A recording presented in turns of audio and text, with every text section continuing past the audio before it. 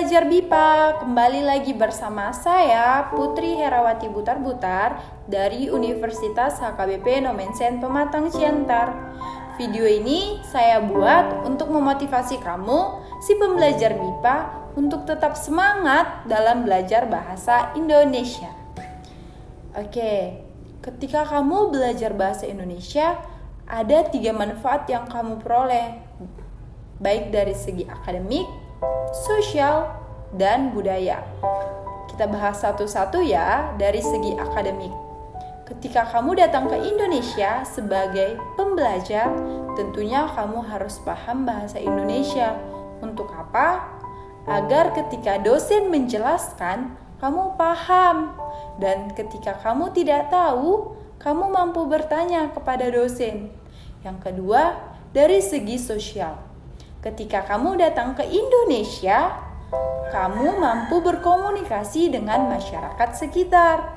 Yang ketiga, dari segi budaya. Setiap negara pasti memiliki kebudayaan tersendiri. Contohnya seperti di negara Eropa disebut dengan Menara Eiffel yang melambangkan simbol negara, sejarah, dan seni ataupun identitas masyarakat Eropa. Di Indonesia juga ada loh yang seperti itu, disebut dengan Candi Borobudur dan Monas ataupun Monumen Nasional. Oke, kita bahas ya.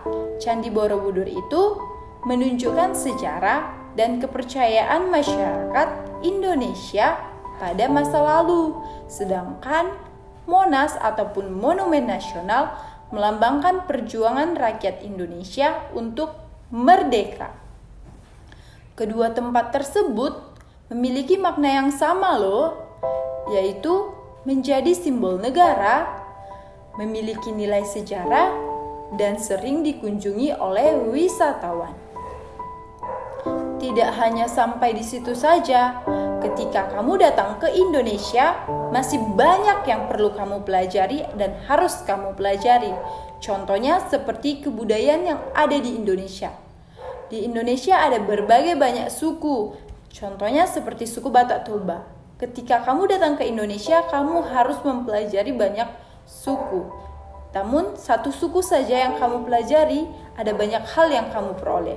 Misalnya, dari suku Batak Toba, kamu dapat mengkaji makanan khas Batak Toba seperti arsik, nasi nombur, museum, ulos, dan masih banyak lagi yang memiliki filosofis dan makna tersendiri bagi masyarakat Batak Toba. Ketika kamu belajar bahasa Indonesia, saya paham kamu pasti mengalami kesulitan karena bahasa Indonesia adalah bahasa kedua atau bahasa baru buat kamu. Tapi percayalah, itu adalah hal normal ketika kamu belajar bahasa Indonesia. Dan ketika kamu belajar bahasa Indonesia, jangan pernah merasa sendiri. Karena apa?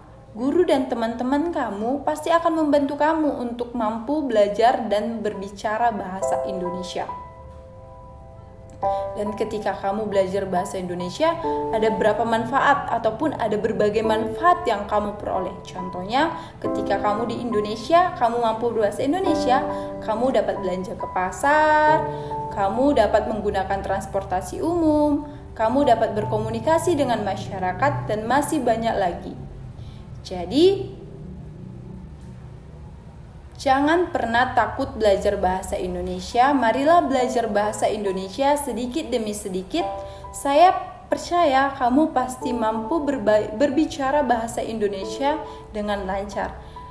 Jadi, mulailah belajar bahasa Indonesia sedikit demi sedikit, bertahap demi bertahap, dan kamu pasti akan berhasil belajar bahasa Indonesia. Jangan pernah takut untuk salah, teruslah berlatih setiap hari. Karena pepatah Indonesia mengatakan tidak ada hasil yang mengkhianati proses. Sekian yang dapat saya sampaikan. Semoga kamu